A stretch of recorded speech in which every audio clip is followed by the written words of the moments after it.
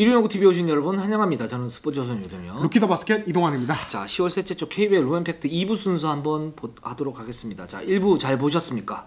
자, 2부 순서도 굉장히 흥미로운 소식들이 많이 들어가 있습니다. 일단 댓글 우선 정책에서 댓글부터 소화를 하고 가보도록 할게요. 네, 에런문님이 일요농구 늠나 재밌어요. 네, 호주에서 설거지할 때 틀어놓고 보다가 일하다 쉬는 시간에 봅니다. 앞으로도 양질의 분석 기대하고 SK 잘 부탁드립니다. 아, 또 저희도 호주, 네, 호주 시청자십니다. 아, 저희도 잘 부탁드립니다. 그렇죠. 네.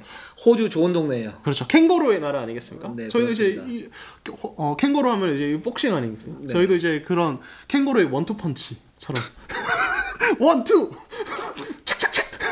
오, 좋아. 제가 지난주에 WKBL 방송 보고 네. 반성을 했습니다. 원성현 기자가 꼬집더라고요. 그렇죠. 맹비난을 했죠. 예, 선배가 이렇게 하시는데 본인은 몸살인다고. 속마음은 그거죠. 네. 네가 뭔데?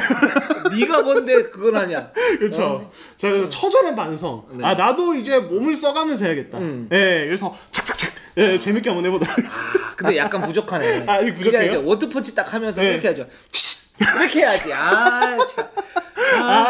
제가 안 해봐가지고 사실 복싱과 거리가 먼 사람이라 예, 잘 몰랐습니다. 네. 좋습니다. 예. 네, 그리고 철옥태양님이 네. 농구 허웅 때문에 본다. 그 게임 재밌게 봤어요. 허웅 화이팅. 또 네. 저희 시청자 허웅 팬분도 유입이 굉장히 많이 되어 있습니다. 네, 그렇습니다. 기분이 좋습니다. 네, 기분 좋으면서도 상당히 좀 부담스럽긴 한데 네. 잘 해보도록 하겠습니다. 일단 1부에 허웅 선수에 대한 얘기는 했는데 비판할 거 있으면 네. 저를 뭐라 그러십시오. 우리 이동환 기자는 아무런 그게 없습니다. 예. 뭔가 이렇게 말씀을 하시면서 같이 오히려 묶이는 느낌인데요. 그걸 노렸어요. 아, 그렇습니다. 네, 그렇습니다. 그리고 LG디미님이 LG 너무 실망스러웠어요. 이렇게 하시면서 쭉 이렇게 답답한 부분. LG 제가 4경기 중에 3경기를 저도 이제 주구장창 LG를 갔거든요. 할 말이 많습니다. 이따가 한번 얘기를 해보도록 하죠. 제가 비시는 때 L동력이라 그랬는데 참 네. 할 말이 없네요. 진짜 네. 이 팀은 어떡합니까 우리 LG. 큰일 났어요. 진짜. 큰일 났어요 진짜. 네, 이따가 한번 LG 얘기할 때 한번 해보도록 하겠습니다. 장진수님이 가스공사 핵은 차바임 수비 다 해주고 리바가 다 가르쳐주고 3점 걷고 시카고의 피펜이고 레알 마드리드의 마케레레이. 예, 정말 그런 것 같아요. 동의합니다. 예, 지금 차바이가 없었다면 뭐 어제 경기도 그렇고 이 팀이 공수변에서 확 무너졌을 것 같아요. 그렇습니다. 예, 빛입니다. 빛. 진짜 빛이에요. 소금이고 예. 빛입니다. 그렇습니다. 네, 그렇습니다. 예. 차바이 대단합니다. 예. 그러니까 보이지 않는 고공도가 너무 많아요. 너무 높은 선수죠. 3&D에서 3만 살짝만 좀 더 좋으면 좋을 것 같긴 한데 지금 상태 거의 120% 하고 있습니다. 지금. 네, 수비에 워낙 많은 힘을 썼고 KCC 전성현 선수 잡는 거 봤어요. 기가 막혔어요. 그렇죠. 지금 뭐 그 경기 할 때마다 상대 에이스는 차바이 내 거다. 그리고 경기 앞두고도 다른 팀 선수들이 미리미리 얘기를 하거든요. 오늘은 바위 형이 저 막을 것 같아요. 거의 뭐 이제는 거의 다른 팀 선수들이 미리 생각을 하나. 바위 형 어떻게 상대하지? 그 정도까지 왔어요. 상대 선수가 바위 하나를 짊어지고 게임을 하는 것 같아요. 그렇죠. 그래서 락다운 시켜버리죠. 그러죠. 락다운. 좋았어. 네. 네, 너무 과한가요 지금? 이거죠. 네, 좋습니다. 그래서 차바이 선수의 매치업 상대가 되는 선수는 영광으로 생각해야 됩니다. 그렇죠. 에이스라는 의미거든요. 그렇죠. 예, 그렇습니다. 금빛 날개님이 모비스 레게머리 외국 선수랑 진짜 안 맞는데 지금까지 레게머리 웨잉은 좋았던 적이 없습니다. 이게 또 우리 모비스 오랜 팬분들 같은데 예. 올 시즌 좀 더 지켜보죠. 예. 아직 이제 처음이니까. 그리고 그쵸. 라이션 토마스가 사실 뭐 햄스트링 부상으로 복귀한 지 얼마 되지 않았고 부상 복귀 이후에는 현대모비스의 경기력이 나쁘진 않았어요. 그렇죠. 예. 그렇기 때문에 굉장히 좀 다크호스가 될 가능성이 높다라는 생각이 들고 그래서 좀 더 지켜보도록 하겠습니다. 자, 그러면 2부 한번 시작을 해보도록 하겠습니다. 한국가스공사, LG, 삼성, KCC, 현대모비스 이렇게 진행을 해보도록 할게요. 자, 가스. 자, 한국가스공사 부터 하도록 하겠습니다. 일단 주간 성적은 패패승 해서 3승 2패 5위를 달리고 있습니다. 네, 그렇습니다. 일단은 이 연패를 당하는 동안에 내용이나 이 스코어 같은 것들이 워낙 좋지 않아서 우려를 샀고 디비전 승리를 하긴 했는데 네. 마지막에 갑자기 확 따라잡히는 이 어떤 모습에서 굉장히 좀 불안감이 많이 좀 생겼어요. 그래서 가스공사가 첫 주에는 분명히 이 팀 강하다라는 느낌이었는데 요번 이제 지난 한 주 동안은 약간의 어떤 이런 부분들이 불안하구나. 그리고 뭐 부상 이슈까지 같이 사실 지금 10개 팀 중에 부상 이슈가 가장 큰 팀일 거예요, 이 팀이. 맞습니다. 예, 이런 상황이다 보니까 아직 이 초반에 1라운드가 조금 쉽지는 않겠구나. 어려운 부분이 있겠구나라는 생각이 들었어요. 네. 일단 저는 그 이유 있는 패배였고 이유 있는 부진이었다라는 생각이 들어요. 그러니까 KT전에서는 두경민이 없었죠.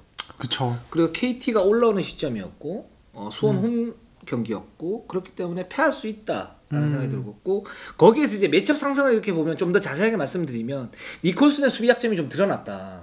그래서 라렌이 굉장히 좋았는데 그게 또 이렇게 또 딱 맞았어요. 라렌이 부진하다가 그날 따라서 석점, 미드 점퍼 막 다 들어가요. 근데 니콜슨이 그런 수비 약점이 있거든요. 맞아요. 네. 근데 여기에 두경민이 없어요. 그리고 KT의 객관적 전력이 나쁘지 않고 그다음에 포드 라인이 기본적으로 가스공사보다는 우위에 있죠. 그렇죠. 이 부분 때문에 대패를 당했고 뭐 그건 그 패배는 그럴 수 있고요. 그다음에 오리온전 패배 같은 경우에도 보면 뭐 두경민이 들어오고 니콜슨이 있었지만 기본적으로 오리온의 객관적 전력이 괜찮았었고 지금 한국가스공사는 좀 어지러운 그런 상태거든요. 그러니까 그런 상태에서 이제 패배를 갖다 당했고 디비전에는 승리를 갖다 거뒀습니다. 이거는 뭐 투혼의 승리 이렇게 볼 수가 있는데 일단 한국가스공사는 제가 볼 때는 당분간 이렇게 좀 갈 것 같아요. 이렇게 갈 것 같은 게 어떤 부분이냐면 이 팀은 제가 볼 때는 네. 두경민, 김낙현이 같이 많이 서는 모습들이 있을 때 안정적으로 변할 수 있다라는 생각이 듭니다. 오히려. 네. 그러니까 지금은 두경민 선수가 워낙 컨디션이 좋지가 않고 부상이 있기 때문에 김낙현이 많이 서고 두경민은 양념 치는 식으로 이렇게 서지 않습니까? 근데 그쵸. 디비전에서는 어쨌든 많이 좀 뛰었단 말이죠. 니콜슨이 부상을 또 당했었고 당했기 때문에 많이 뛰었는데 이 두 선수가 지금 가세를 했을 때 시너지는 저는 있다라고 봐요. 어떤 시너지냐면 신승민 자리 또는 그 니콜슨 자리 또는 알렉산더 자리 이쪽 자리에서 어떤 공격이 어떤 기회들이 좀 많이 있을 수 있고 오리온전에서는 그 호흡이 맞지 않아서 이제 두경민과 니콜슨이 충돌을 하기도 했었어요. 그쵸. 거기서 뭐 욕이 나왔다 이렇게 해가지고 뭐 기사화도 되기도 했었는데 근데 저는 이제 그 부분은 두경민도 부상이 좀 있었었고 그다음에 니콜슨이 그때 또 경기가 풀리지 않았었고 그런 상태에서 니콜슨은 이제 NBA식으로 얘기를 한 거예요. 왜 볼을 안 줘 이러면서 이렇게 감정 표현을 했는데 거기 두경민 선수가 또 거기에서 좀 민감하게 반응을 한 거죠. 근데 그 부분은 전 있을 수 있다라고 보고 있고. 그쵸. 그래서 그 DB하고 경기가 끝났을 때 두경민이 이건 내 잘못이 있다라고 얘기를 하면서 좀 봉합되는 그런 느낌이고 좀 더 봐야 되긴 하겠지만 그런 느낌이기 때문에 저는 가스공사가 지금 이제 온전치 않은 그런 전력인데 두경민이 빠진 게 저는 가장 크고 왔다 갔다 하는 게 가장 크고 그다음에 뭐 전현우라든가 이윤기라든가 이런 선수들이 이제 정효군의 또 빈자리를 갖다 메워줘야 되는데 잘 안 되는 부분 그러면서 이제 좀 무너진 그런 측면들이 있는데 전체적으로 이렇게 보자면 한국가스공사는 김낙현이나 두경민이 이렇게 딱 서 있으면 여러 가지 활용할 수 있는 옵션들이 많이 늘어나고 그렇기 때문에 그때 그 시점에서 어떤 경기력을 저는 좀 평가를 해야 되지 않나라는 생각이 듭니다. 맞아요. 그러니까 지금 뭐 가스공사를 뭐 너무 이제 뭐 좋게 얘기하는 것도 조심해야겠지만 일단은 근데 지금 사실 전력은 정상이 아니에요, 진짜로. 그러니까 가드진의 부상, 포워드진의 말씀하신 대로 전현우, 이윤기가 지금 전현우도 거의 사실 많이 못 뛰고 있고 이윤기는 아예 계속 결장 중. 여기 정혁은 빠져 있고, 그러니까 우리가 시즌 전에 이 로스터를 보고 얘기했던 그 전력을 지금 초반에 아예 가동 자체를 못 하고 있는 상태입니다. 그리고 한 경기는 또 니콜슨이 빠졌었고 디비전에서는 이렇다 보니까 이 팀을 지금 경기력 가지고 얘기하기에는 좀 이제 아직은 좀 달라질 부분이 굉장히 많다. 특히 제가 봤을 때 전현우, 이윤기의 건강한 컨디션, 지난주에도 말씀했지만 이 두 선수가 건강하게 정상 컨디션으로 돌아왔을 때는 팀이 되게 달라질 수 있어요. 예, 여기 그 타이밍에 마침 두경민까지 컨디션이 올라와주면 최고의 시너지고, 왜냐하면 지금 한국가스공사는 김낙현, 두경민 따로 많이 쓰면서 정영삼, 조상열 이 선수들로 어느 정도 그 자리를 메워주고 차바이가 거의 뭐 지금 마당새 오브 마당새예요. 지금 제가 봤을 때는 예 거의 뭐 몸을 불사지르면서 경기를 하고 있는데 이렇다 보니까 지금은 어쩔 수 없이 지금 한 거의 원래 전력 한 60-70% 정도로 경기하고 있다고 봐도 과언이 아닐 겁니다. 그러니까 니콜슨의 그런 어떤 수비 범위의 약점, 가만히 좀 서 있는 이런 부분들은 사실은 포워드 라인이 엄청난 활동량으로 또 이제 김낙현, 두경민이 또 같이 있을 때 이 두 선수의 활동량으로 커버가 되는, 그러니까 필 스위치라고 하죠. 한 선수가 가만히 서 있어 다른 선수들 그만큼 로테이션을 빵빵빵 돌려주는 이런 것들이 돼야 되는데 지금 한국가스공사의 부상 상태는 그걸 할 수가 없어요. 정영삼 활동량 사실은 노장이다 보니까 떨어지고 조상일도 그런 부분에서 그렇게 강한 선수가 아니니까 포워드 라인 정상 복귀 김낙현, 두경민 같이 뛰는 모습 많이 나올 때 니콜슨의 약점도 비로소 좀 어느 정도 커버가 될 것이다라는 생각이 저는 듭니다. 네. 그렇습니다. 그 정영훈 선수에 대해서 제가 뭐 정영훈 선수의 이제 전력 공백이 그렇게 크지 않을 수 있다라고 좀 말씀을 갖다 드렸는데 사실 근데 이렇게 되면 정영훈 선수의 어떤 빈자리가 좀 커지는 부분들이 분명히 있죠. 그렇죠. 있는데 일단 두경민이 들어오고 예를 들어서 전현우라든가 이윤기가 이렇게 들어온다 그러면 그 부분을 갖다 저는 메울 수 있는 가능성은 충분히 있을 것 같아요. 그 부분 좀 지켜봤으면 좋겠고요. 그 다음에 두경민 선수가 지금 어제 이제 경기가 끝나고 난 다음에 두경민 선수가 인터뷰할 때 들어왔는데 그 얘기를 했어요. 그러니까 두경민이 왜 이렇게 출전을 갖다 강행을 하는가. 시즌 초반이고 사실은 두경민이 지금 그렇게 다쳤으면 한 일주 정도 딱 쉬고 들어오거나 아니면 그렇게 하면 좀 더 좋을 것 같은데 이건 뭐 진통제 내알을 갖다 계속 먹고 있다 그러고 밤 자기 전에도 먹고 있다고 그래요. 그러면서 이제 하고 있는데 그래서 왜 그러느냐. 시즌 초반이기 때문에 오히려 한 1, 2주 쉬고 난 다음에 들어오는 게 좀 더 낫지 않겠냐. 그렇죠. 이런 얘기를 갖다 했을 때 두경민 선수가 그런 얘기를 했습니다. 거기에서 이제 뭐라고 그랬냐면 뭐 만약에 뭐 투혼이다 뭐 팀을 위해서다 그러면 사실 거기에서 살짝 의심이 있었을 거예요. 근데 제가 볼 때는 두경민이 현실적으로 지금 대구에서 재활을 할 수 있는 그런 시설이 충분하지는 않다. 그렇죠. 예.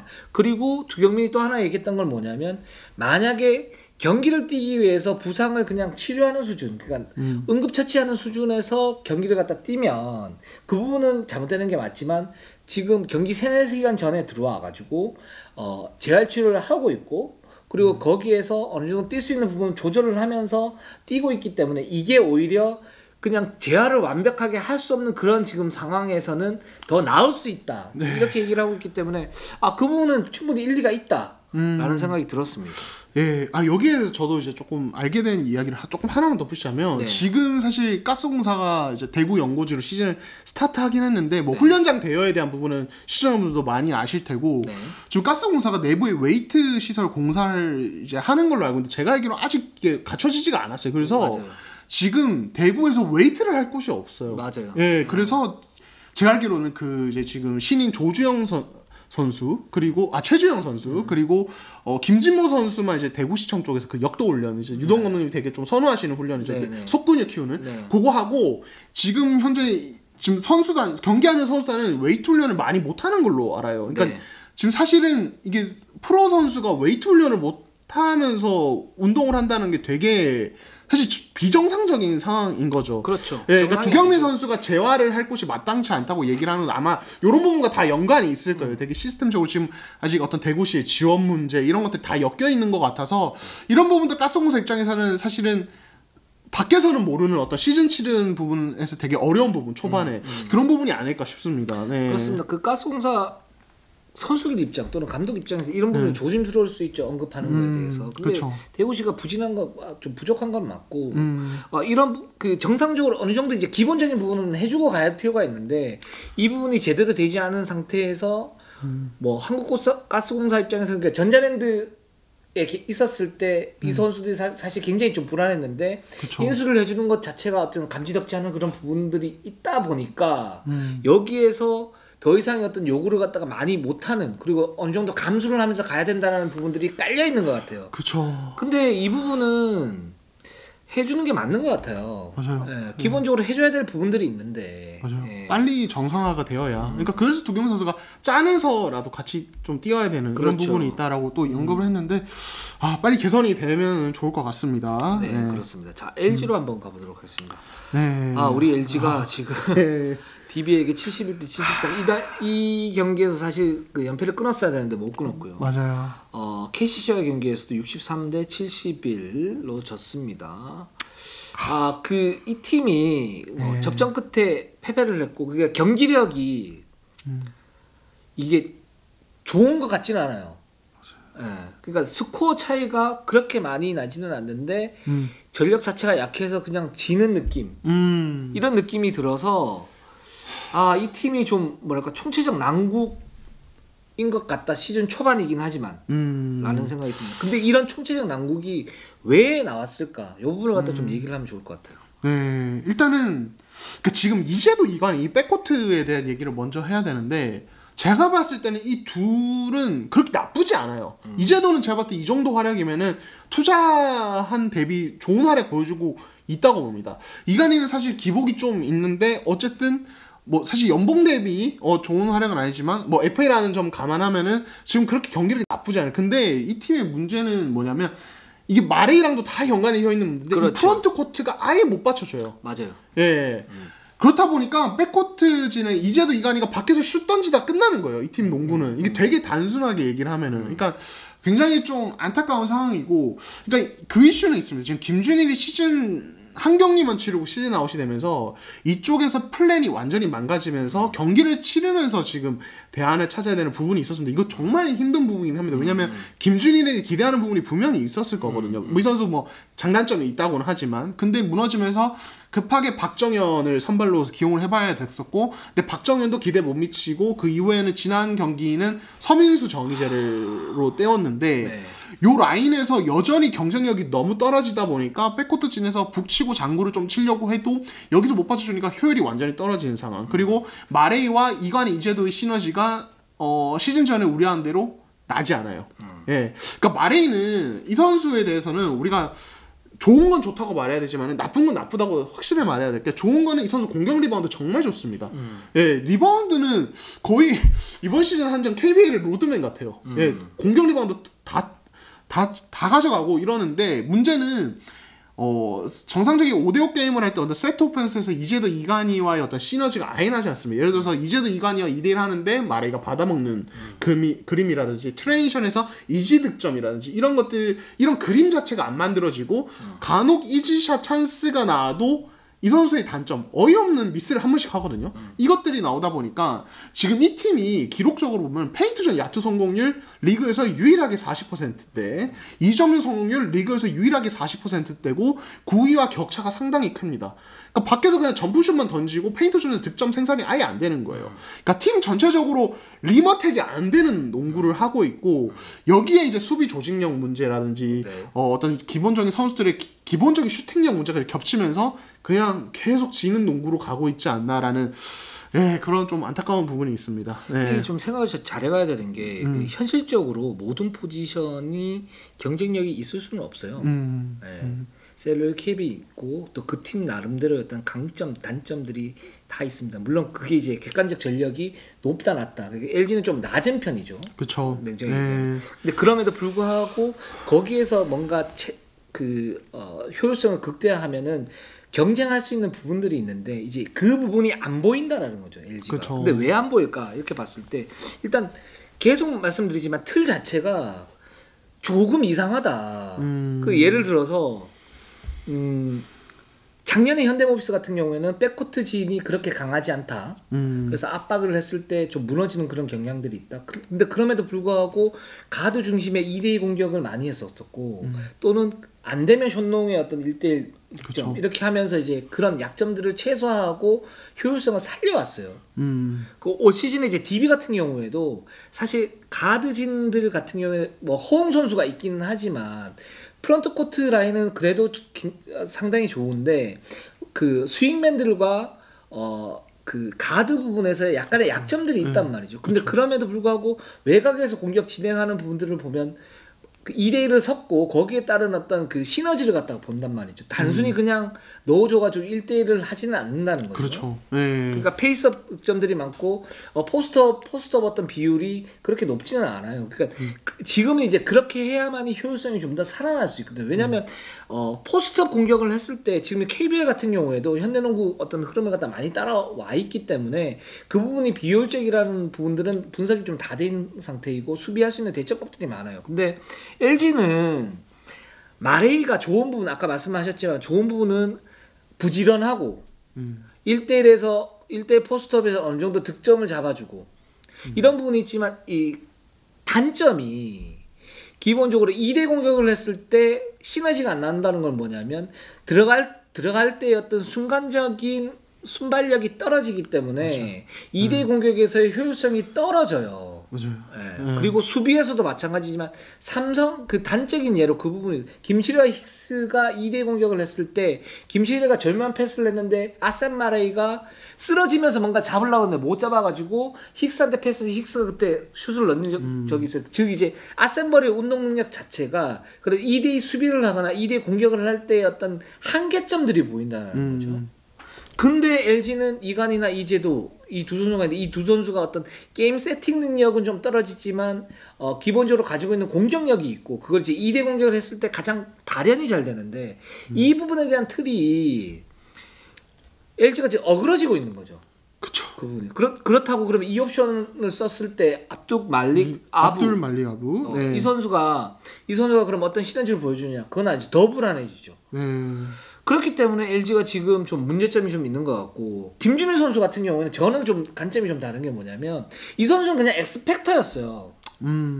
근데 LG가 지금 마스터 플레이를 삼았던 게 뭐냐면 아셈 머리와 김준일 갖다 박아놓으면 여기에서 프런트 코트에서 어느 정도 강점이 있고 이제도 이관이가 있으니까 여기에서 포지션별 경쟁력이 좀 있고 그러면 어느 정도 비벼볼 수 있지 않을까? 그러면서 김준일이가 아셈 마레의 어떤 하이로 게임도 좀 하고 이렇게 되는데 근데 그게 김준일 선수가 예를 들어서 어떤 상수라 그러면 그런 부분도 가능하다고 보는데 그 공격이 만약에 잘 된다 그래도 이제도 이관이 어떤 효율성이 좀 떨어지는 그런 부분이거든요. 김준일 선수가 만약에 흔들린다 그랬을 때는 더더욱이나 효율성이 좀 더 떨어지는 부분이고 근데 여기에서 최악의 경우가 왔단 말이죠. 그러면 거기에 대해서 플랜 B가 예를 들어서 스몰 라인업으로 해서 공수 밸런스를 빠르게 가지고 가면서 뭔가의 강점을 살려야 되는데 이제도 이간의 강점을 살려야 되는데 이제 이 부분이 부실한 거죠. 그러니까 대책이 없어 보이는 거예요. 그렇죠. 물론 LG가 제가 말씀드렸다시피 윙자원 약하기 때문에 이런 부분에서 대책 마련이 쉽지 않은 것도 사실이긴 한데 그럼에도 불구하고 거기에서 뭔가 이제 좀 빠른 농구를 하면서 그 구조 자체를 좀 그렇게 가지고 가야 되는데 그렇지 않게 가지고 가니까 LG가 지금 공격농구 한다고 그러는데 KCC전에서 63점을 넣었어요. 디비전에서 71점 넣었어요. 그러니까 거의 최하 수준입니다. 리그에서 공격력이. 요렇게 변하는 거고 그렇다 보니까 이제도 이간이 어떤 장점도 못 살리게 되는 거고 아셈 마레이대로 어떤 그 약점들이 좀 더 두드러지게 나오는 거죠. 그리고 아셈 머레이는 고군분투하는데 이게 그냥 경기를 이길 것 같지는 않고 아셈 머레이만 그냥 가치는 좀 있는 선수다. 요것만 좀 입증하는 그런 모습들이 돼버렸어요. 그래서 LG가 상당히 좀 쉽지 않은 그런 상황이에요. 이게 뭐 어떤 정신적인 어떤 각성이 이루어진다고 해서 과연 이게 스텝업이 될까 이런 좀 의구심이 좀 들긴 합니다. 그러니까 첫 두 경기는 수비가 완전 무너졌습니다. 사실 그리고 이후 이번 주 치른 두 경기는 사실 수비는 나쁘진 않았어요. 수비 자체가 팀 디펜스 자체는 많이 좋아진 모습이죠. 이 차원에서 계속 시간 보내면서 맞춤 효과 같은데 근데 이제는 또 공격이 안 돼요. 이거는 어떻게 보면 수비전을 해도 안 되고 화력전을 해도 안 되는 이건 사실 이제 조금 조심스럽지만 전형적인 어떤 약팀의 패배 루틴이거든요. 저는 이게 선수 구성의 문제인 것 같아요. 저는 솔직히 말해서 이건 어떤 전략 전술의 문제도 분명히 좀 짚고 넘어가야 되겠지만 지금으로서는 선수 구성 자체도 좀 약간 안 맞는 것 같아서 되게 좀 걱정이 많이 됩니다. 이게. 그렇습니다. LG가 지금 주간에 DB하고 KCC하고 게임을 했잖아요. KCC가 그렇게 상태가 지금 좋은 편이 아니고 맞아요. 네. DB 같은 경우에도 매치업 상성에서는 나쁘지는 않았거든요. 그러니까 외곽에서 어떤 이관 이주도의 경쟁력을 극대화시킬 수 있었던 부분인데 패했습니다. 그래서 이 팀은 참 글쎄요. 정말 예. 이제 LG가 잘해야 되는데 좀 안타깝습니다. 네, 그렇습니다. 네. 자, 삼성으로 한번 가보도록 하겠습니다. 자, 삼성은 좀 달라지긴 했어요. 근데 2승 2패 일단 KCC한테 2점 차로 승리를 갖다 거뒀고 KT한테 95대 80으로 15점 차 패배를 당했습니다. 역시 객관적 전력이 살짝 떨어지는 그런 모습들은 있기는 한데 그럼에도 불구하고 잘하고 있다. 그렇죠. 네, 이렇게 평가를 하면 될 것 같습니다. 그러니까 객관적 전력 대비 잘한다는 말을 이제 삼성에게 네. 하게 될 줄 네. 몰랐어요. 그러니까 그 정도로 굉장히 이것만으로도 아니 고무적인 우리 것 삼성이 같아요. 어때서? 아니, 네. 우리 삼성이 왜요? 우리가 말했던 삼성은 분명히 나쁘지 않은데 왜 경기를 하면은 경기 내용적인 측면에 끈끈함 왜 이렇게 떨어질까라는 얘기를 우리가 되게 많이 했었잖아요. 네. 근데 이제는 삼성이 그런 얘기를 할 수 없는 팀이 되었다는 것 자체가 저는 굉장히 고무적이다. 예. 일단 코어가 탄탄합니다. 네, 그렇습니다. 우리가 그 힉시레라고 이제 힉시레. 예. 힉시레. 사실 요거 원석영 기자의 아이디어입니다. 힉시레. 예. 역시 네이밍을 잘해요. 석연이 잘해. 네, 그래서 제가 일부러 언급했습니다. 보고 있나? 네. 원석영 기자 힉시레 부르면 어떠냐고. 그래서 제가 일부러 힉시레라고. 힉시레 좋다. 네, 네, 되게 좋은 것 같습니다. 그래서 여러분 흑시레 아닙니다. 힉시레입니다. 힉시레요. 네, 그렇습니다. 그러니까 어떻게 그럼 쓰느냐? 제가 봤을 때는 그러니까 이 두 명 완전히 극대화하고 장점을 되게 잘 살려주는 것 같아요. 이상민 감독이. 일단은 첫 번째로는 뭐 김신혜와 힉스의 2대2 요거는 뭐 가장 뭐 기본적인 거고 두 번째로 나오는 것이 사실 지난 시즌부터 좀 나왔던 건데 그러니까 저는 보면서 이상민 감독님은 전혀 그런 거 아닌데 라고 말씀하시겠는데 그냥 보면서 겹쳤던 게 미러키가 야니스 아데토쿤보 쓰는 거랑 되게 비슷하다는 생각을 되게 많이 했었거든요. 근데 이상민 감독님 그래요? 약간 이제 해석이 더 심하게 나간 그런 건데 힉스가 아데토쿤보하고 좀 비슷한 측면들이 있죠. KBL에서는. 그렇죠. 예, 돌파가 되는 어떤 장신 자원이라는 점에서 그래서 지금 이번 시즌도 삼성의 어떤 농구를 봤을 때 어떻게 쓰냐면 힉스를 단순히 뭐 스크린 혹은 단조로운 어떤 뭐 페이스 로우 포스트에서 페이스업 공격 이런 데 쓰는 게 아니라 엘보에서 어떤 이원석과의 뭐 빅빅 어떤 엘보 피켓놀이라든지 아니면 한 번씩 김시래가 스크린으로 쓰는 요즘 되게 트렌디한 건 요즘에 이제 미국 쪽에서는 이런 거 많이 씁니다. 빅맨이 핸들러는 게 워낙 좋다 보니까 가드가 오히려 스크린 쓰고 빅맨이 거꾸로 하는 거죠. 예, 그러니까 이거를 완전 인버티드 피켓놀이라고 많이 부르는데 그렇죠. 역으로 한다고. 그래서 요거를 되게 많이 활용하는데 힉스가 여기서 안정감이 되게 좋아요. 이 선수의. 그러니까 다른 어떤 외국 선수 매치업이 됐을 때 이제 기본적인 기동성, 스피드, 돌파, 퍼스트 스텝 자체가 좋다 보니까 여기서 이지 득점 만들어야지 폭발적으로 뚫다가 뭐 이원석이 떨궈주는 패스, 킥아웃 이런 게 되다 보니까 여기서 효율이 되게 많은 것 같아요. 그래서 제가 지난주에 말씀드렸던 직선적인 어떤 수비 찢는 게 되다 보니까 여기서 다 파생 효과가 기본적으로 나온다. 이게 되게 고무적인 것 같아요. 이게 좋은 게 뭐냐면 사실은 이제 가장 아이자이 힉스 활용법에서 가장 나쁜 건 뭐냐면 1대 포스트업이에요. 그쵸. 그건 안 돼. 약해요, 이 선수가. 그렇게 쓰면 안 돼요. 그죠? 두 번째 단계는 김시라 힉스 2대2인데 그냥 하는 거예요. 그쵸. 네, 그냥 하는 거예요. 이거는 효율성이 좀 더 담보가 돼요. 충분히 쓸 수 있고 이게 사실은 메인 옵션인 건 맞아요.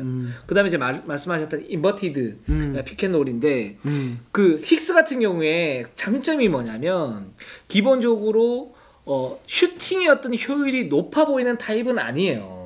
이 선수가 그러니까 막 그 니콜슨처럼 막 슛이 굉장히 정확하고 또 안쪽에서 어떤 그 현란한 어떤 스텝 또는 헤지테이션 무브로 인해서 뭔가 골 밑에 어떤 결정력을 하고 그건 아니고 운동력이 바탕이고 외곽에서 어떤 그 볼 핸들링이 되는 그런 선수이기 때문에 거기에 따른 어떤 시너지가 나오는 그리고 동료를 잘 이용하죠. 이런 그렇죠. 부분인데 그 부분을 극대화시키는 것 같아요. 그걸 이제 첨가한 것 같아요.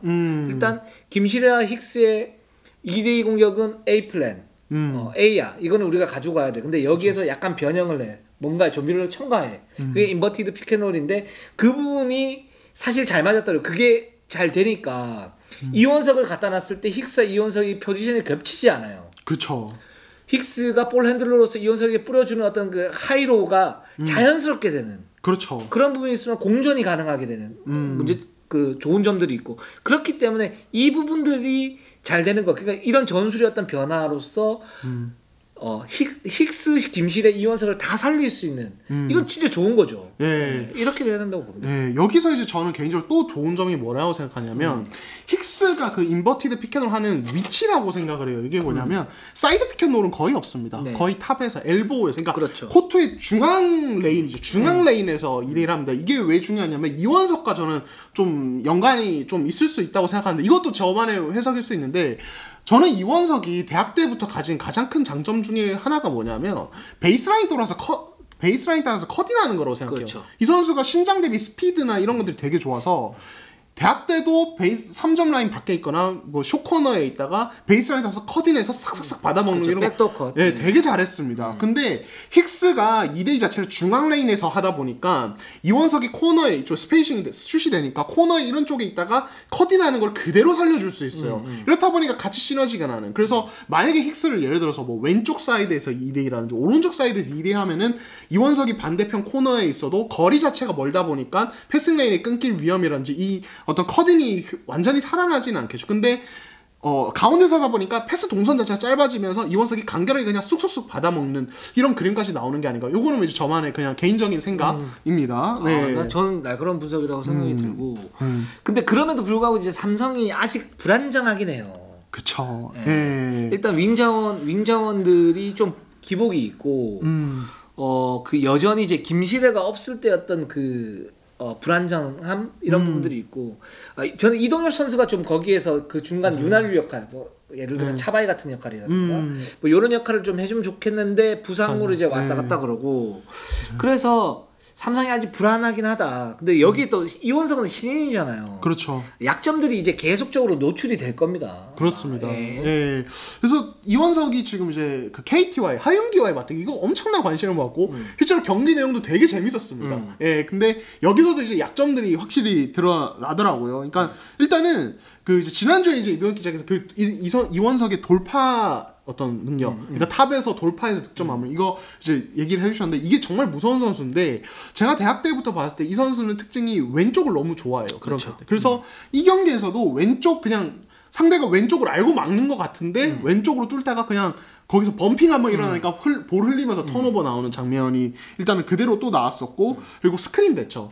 예, 그러니까 하윤기가 사실은 이제 KT 패턴 중에 하윤기를 볼 없는 스크린으로 살려주는 어떤 장면들이 있었는데 그때 이원석이 그러니까 사실 그럴 때 수비수는 공을 보면서도 자신의 마크맨의 어떤 위치나 이런 것들을 계속 체크를 해야 되는데 그 한 번씩 볼 때 그냥 순간적으로 놓쳐요. 그러다 보니까 하윤기가 골 밑에서 쑥 돌아가서 그냥 이지 득점하는 장면이 나온다든지 그리고 하윤기가 그냥 1대1 돌파 득점 이거 되게 멋있는 장면이었는데 1대1 돌파 득점을 준다든지 그러니까 이상민 감독이 경기 끝나고 나서도 1대1 수비가 생각보다 너무 약하더라 이런 부분 얘기를 했는데 이런 어떤 수비적인 약점이 사실은 이미 노출이 되어 있고 이게 계속 공략당하면 아마 이원석 출전 시간이 지금보다 늘어나기 힘들 수도 있어요. 그래서 이 부분은 반드시 계속 개선하면서 가야 되지 않을까라는 생각이 듭니다. 그렇습니다. 네. 그 하윤기나 이원석이나 발전할 부분들이 있는 선수들이에요.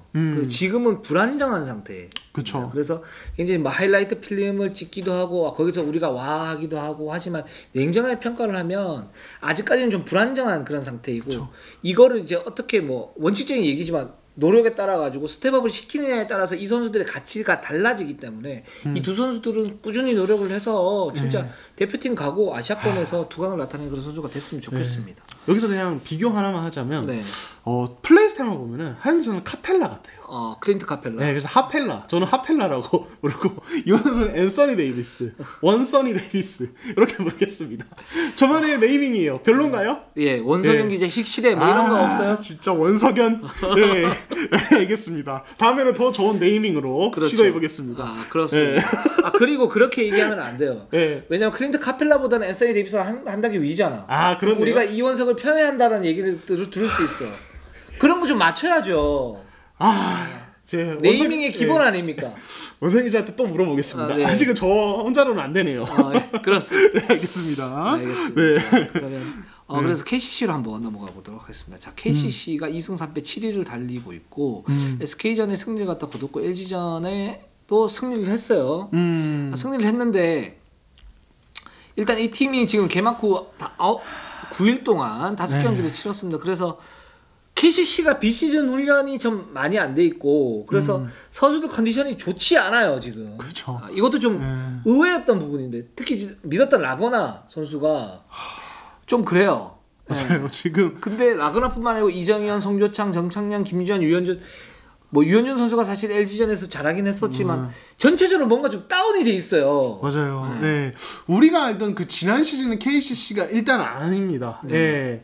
그래서 지금 사실은 저는 가장 좀 데미지가 가는 게 역시 라거나인 것 같아요. 그러니까 이 KCC가 가드 농구를 하는 이유는 뭘까? 저는 이 KCC 가드 농구의 목적은 외곽에서의 뭐 화려한 공격이 아니라 스피드와 활동량이라고 생각해요. 그렇죠. 그러니까 숲에 성공하면 가드들 3명씩 기용되기도 하잖아요. 그냥 미친듯이 달려가서 엄청난 속도로 트랜지션을 마무리하고 2차 속공까지 갈 수 있는 어떤 그런 유연함이 사실은 KCC 가드 농구의 어떤 본질적인 장점이라고 생각합니다. 뭐 외곽에서 뭐 피켓롤하고 풀업 3점 이거는 사실은 KCC가 바라는 그림도 아니고 강점도 아닙니다. 근데 KCC가 선수단 어떤 이제 컨디션이 확 떨어져 있는 상태에서 라거나의 몸 상태가 안 좋다 보니까 라거나가 이제 그런 KCC 가드 활동량을 살려주는 되게 중요한 자원이거든요. 그럼요. 헌신적인 스크린을 해주고 가드들이 돌파해서 올려놓는 거 미스샷 되면은 풋백 득점으로 진짜 마당새처럼 잡아서 이지 득점 만들고 이런 KCC 2점 농구의 근간을 만드는 선수인데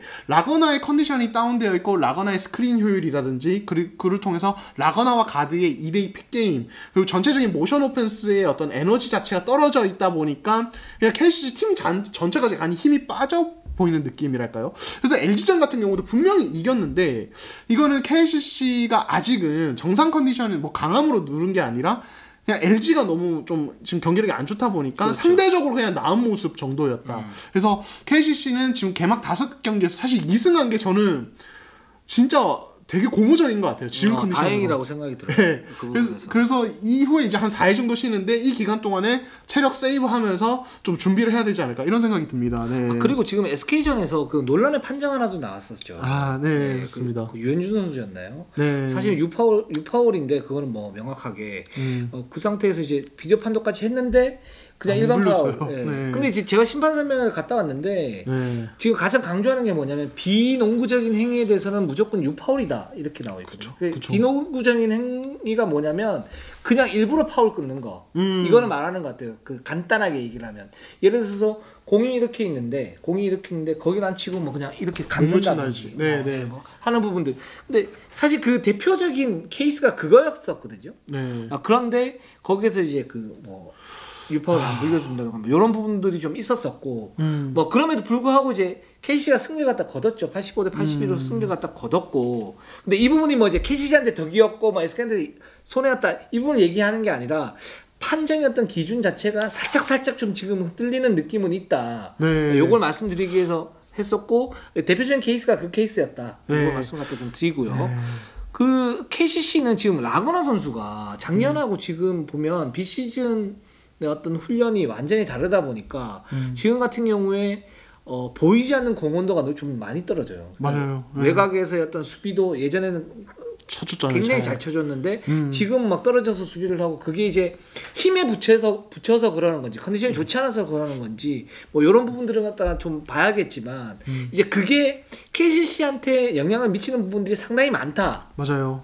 그러면서 라거나를 중심으로 해서 뭐 그 송교창이라든가 정창현이라든가 김주환이라든가 이런 선수들 에너자이저 역할을 해야 되는데 이정현 선수는 이제 스피드에 대해서는 약간의 한계점은 있으니까 해야 되는데 이런 부분이 전체적으로 떨어지면서 KCC가 지금 2승 3패를 거뒀지만 2승도 진짜 어떻게 보면 진짜 다행이다. 이런 생각이 들고 지금 9일간 5경기를 했고 이제 좀 휴식이 있고 가는데 여기에서 뭔가 반등의 기회 또는 그 틀 자체를 좀 바꾸긴 해야 된다. 라는 생각이 들어요. 네, 좋습니다. 네.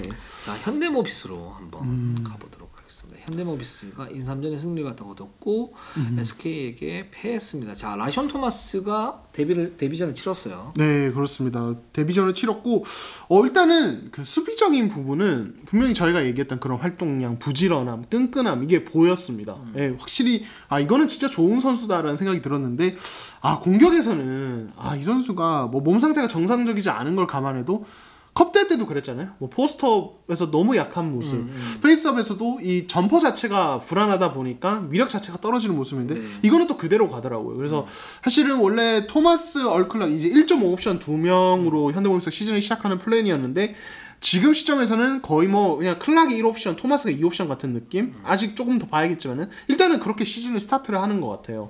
네. 라숀 토마스 햄스트링 부상이라고 그래서 상당히 걱정을 좀 했었거든요. 근데 이제 뛰는 거 보니까 움직이면 괜찮은데 이게 또 언제 재발할지 모르는 그런 부상 부위다 보니까 이 부분에서 좀 그렇고, 근데 확실히 그 토마스 같은 경우에는 수비에서는 확실히 임팩트가 있어요. 맞아요. 네. 그 초반에 어떤 그 힉스 보는 느낌이 있었어요. 지난 시즌 힉스 보는 느낌이 있었었고, 이제 그 부분이 어느 정도 된다 그러면 모비스 특유의 그런 늠농구를 할 수는 있겠다라는 생각이 들었었고, 그렇게 되면은 이 팀이 가지고 가는 두 마리 토끼, 그 성적과 리빌딩, 어린 선수들의 경험치를 유의미하게 먹이고 거기에서 1승 1패 구조를 가지고 가면서 경기를 치를수록 점점 끈끈해지고, 거기에서 어떤 팀을 만나도 승리를 장담할 수 없지만 패배하지도 않는다라는 어떤 그런 팀 컬러를 가지고 갈 수 있다라는 생각은 들었습니다. 네. 그래서 사실 토마스가 그런 모습을 보여주다 보니까 그냥 토마스 클락 누가 나와도 수비에서 기복이 없어요. 지난 시즌은 션농 나올 때 수비가 불안하고 맥클린 나올 때 공격이 안 되고 장재석이 많은 걸 해줘야 돼. 이게 사실은 현대모비스가 가진 이제 어떤 구조적인 문제점이었는데, 지금은 토마스가 나와도 수비에서 어떤 이 기본적 활동량이 담보가 되고 클락도 수비에서 어느 정도 해줍니다. 기본적으로. 예, 그러니까 이제 현대모비스가 애초에 얼클락을 데려올 때 수비 장면만 체크를 하고 데려왔다고 그렇죠. 하죠. 예. 예, 포스트에서 버틸 수 있느냐 없느냐. 그렇죠. 네. 예. 그렇다 보니까 수비에서 기복이 없어지다 보니까 어떤 그런 부분에 약점은 없고, 이제 공격에서 그러면 어떻게 옵션을 가져가느냐가 관건인데, 일단은 이제 유지학 감독이 좀 지적을 한 부분은 얼클락이 좀 뭐 열심히 하는 건 좋은데 좀 페인트전 공략을 늘렸으면 좋겠다 이런 얘기를 하는데, 요거는 뭐 계속 좀 지켜봐야 될 부분인 것 같고, 왜냐면 제가 봤을 때 얼클락이 초반에 토마스가 없는 상태에서 너무 많이 뛰다 보니까 체력적으로 붙여서 자연스럽게 밖으로 좀 나오는 경향이 생기는 것 같거든요. 그런 것 같아요. 예, 그래서 이거는 로테이션이 돌고 체력이 좋아지다 보면은 포스트업이라든지 돌파 같은 좀 체력 소모가 있는 공격들을 조금 더 비중을 높일 수는 있겠다는 생각은 들고, 이 부분은 좀 고무적이다. 그리고 국내 선수들도 확실히 이우석은 좋고 서명진도 한결 좋아진 모습이 저는 보였습니다. 리그컵보다는 많이 좋아졌다. 예. 네. 그러니까 저는 컵대 현대모비스 한 경기만 치렀습니다. 여러 가지 이슈로 인해서. 근데 서명진의 어떤 경기를 보면서 그때는 솔직히 약간 단념이 될 정도였어요. 그냥 저 정도인가? 진짜로? 예, 그 한 경기만 보고도. 예, 그래서 이제 그때 경기 끝나고 유지학 감독님이 그 동맥경화 얘기를 그렇죠. 해서 이게 굉장히 화제가 되면서 지금 서명진 선수 별명이 동맥이라고. 우리 동맥이 별명이 이렇게 됐다고 하더라고요. 예, 정도인데, 예, 근데 정규리그 개막하고 모습을 보니까 엄청 좋아졌어요. 제가 봤을 때. 그러니까 이 선수가 뭐 슛이 많이 들어가고 돌파 메이드가 잘 되고 이런 걸 떠나서 디시전 메이킹이 훨씬 좋아졌어요. 그래서 제가 지난 시즌 서명진을 보면서 되게 안타까웠던 것은, 그러니까 상대의 좋은 가드들에 대한 어떤 멘탈적인 어떤 압박감을 많이 느끼는 것이 플레이를 어떻게 여기냐면, 상대가 조금만 더 프레스를 붙으면은 안 뺏기려고 드리블 치다 공을 잡아버려요. 이제 그러면은 상대 가드들은 거기서 그냥 더 붙어버리죠. 동맹이가 되죠. 동맹이가. 예. 그럼 이제 혈류가 안 흐르는 거예요. 네. 그 순간부터. 근데 이번에는 어떻게 되냐면 서명진이 그런 압박에 대해서 판단을 빨리빨리 해야 됩니다. 패스를 해야 될지 아니면 슛을 던져야 될지 과감한 어떤 디시전 메이킹. 그러니까 설사 이게 메이드가 안 되더라도 경기 흐름에서는 훨씬 더 좋은 어떤 그림들이 나오고, 이 부분에 대해서 서명진 선수가 좀 어떤 얘기를 하냐면, 네가 공격성을 가져야 되니, 코칭 스태프에서 네가 공격성을 가져야 되니까 과감하게 해라라는 어떤 얘기를 많이 들었다고 하더라고요. 그래서 이런 부분이 오히려 침착한 것과 답답하게 하는 건 완전 다른 거거든요. 그러면서 서명희 선수가 조금 한 단계는 스텝업이 되어 있는 부분이 초반에는 좀 보인다는 생각이 개인적으로 좀 들었습니다. 근데 그 현대모비스가 사실 1.5 옵션, 1.5 옵션이잖아요. 그 라숀 토마스 공격에서 어떤 그 단순함이 있는 거고, 얼클락도 이제 외곽에서 어떤 그 창조력, 창의력은 있고, 거기에서 뭔가 이제 공격의 옵션을 늘려줄 수 있는 그게 있는데, 근데 그게 주가 되면 현대모비스의 공격 효율은 좀 떨어질 수 있잖아요. 그쵸. 그래서 근데 전체적으로 보면 현대모비스가 공격에서의 어떤 핵심 코어가 부족해요. 장재석도 뭐 나름 괜찮고, 뭐 함지훈도 뭐 지금 이제 그렇게 하고, 이우석도 괜찮고 하지만 기본적으로 공격에서의 어떤 그 확실한 그 루트 자체가 없어요. SK는 김선영이 있고, 뭐 예를 들어서 뭐 한국가스는 두나콜이 있고, 뭐 KT 같은 경우에도 라렌이 있고 뭐 이렇게 가는데 여기는 이제 이 부분을 누가 해줘야 되냐면 서명진이 해줘야 되거든요. 그렇죠. 근데 서명진이 제가 볼 때는 해줄 수 있는 건 뭐냐면 김시래와 힉스 같은 어떤 직선적인 패스, 직선적인 움직임 이런 부분이 있어야 되는데 이런 부분이 그렇게 많지 않아요. 저는 이게 기본적으로 얼클락이 뭐 체력적인 부분도 있지만 밖으로 나오는 어떤 이유 중에 하나라고 보고 있고 라시온 토마스 같은 경우에도 공격에서 그 어떤 능력이 좀 부족하지만 그걸 채워주려면 서명진과 2대1을 통해서 뭔가가 딱 나와야 되는데 그런 부분들이 안 되는 거는 이런 가드 진의 어떤 불안함 저는 이런 것도 있는 것 같거든요. 그러니까 그걸 이제 이우석한테 맡기면 안 되는 거고 이우석은 뭐 지금도 잘하고 있는데 그 이상을 하면은 가부가 걸리니까 이걸 서명진이 해줘야 되는데 이 부분이 좀 가부화가 걸리는 것 같아요. 근데 그래서 야, 이 서명진 가지고 사실 이렇게 갈 수 있을까?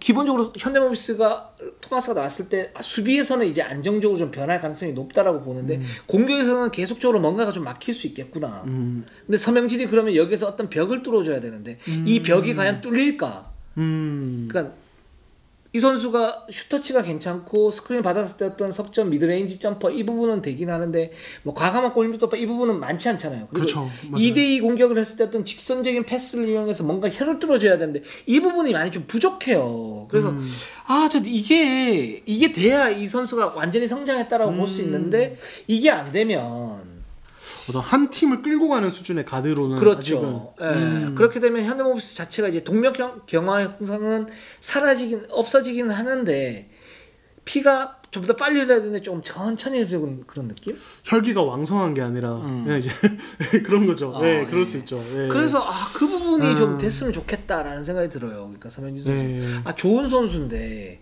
그 여기서 좀 더 벽을 뚫어야 되는데 이런 부분이 좀 걸린다 그래야 되나? 신인 이정현 선수 같은 경우는 그런 부분에서 막 스플릿 그 드리블 해가지고 들고 난 다음에 맞아요. 거기에 주고 막 이런 부분이 있는데 차라리 서명진이 좀 위험하더라도 저는 그런 플레이를 조금 더 했으면 좋겠는데 그게 안 되니까 좀 계속 좀 걸리네요. 그 네, 좋습니다. 한번 좀 지켜보도록 하죠. 저희 이번 시즌은 현대모비스 유망주들 얘기는 계속하게 될 것 같아요. 맞습니다. 이 팀은 계속 계속 나올 수 있는 부분들이 좀 많고 그래서 근데 올 시즌에는 그래도 얘기할 수 있는 부분이 너무 많아가지고 저는 너무 좋습니다. 제작진은 싫어하겠지만 그래서 이번에 또 한 50분 넘었을걸요. 야, 할 얘기들이 너무 많고 이 부분에서 이게 뉘앙스 있는 얘기들이 너무 많아요. 맞아요. 네, 그래서 그렇습니다. 저는 뭐 지난 시즌이 재미가 없었다는 건 아니고 더 신선하고 더 좀 진짜 즐거운 것 같아요. 지난 시즌 그렇게 저는 재밌지는 않았어요.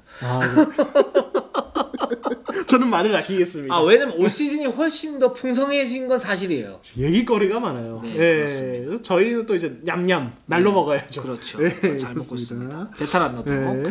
자, 2부 방송 여기까지 하겠습니다. 우리는 항상 최선을 다하겠습니다. 네이버, 유튜브, 구독, 좋아요, 알람. 감사합니다.